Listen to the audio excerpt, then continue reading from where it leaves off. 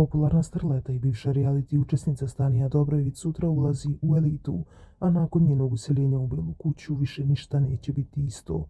Publika željno iščekuje trenutak kada će se ona suočiti sa takmičarima, a mi smo tim povodom ušli u kontakt i sa nekadašnjim bivšim takmičarima, a jedan od njih je bio i Filip Car.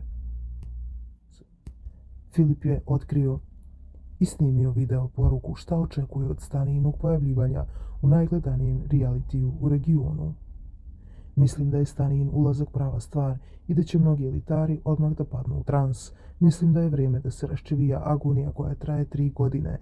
Svakako za nas gledaoce pun pogodak. Uživat ćemo, poručio je Filip Car kratko i jasno. Kako će se situacija dalje odvijati kada Stanija Dobrojević uđe u elitu 9, ostaje nam da ispratimo.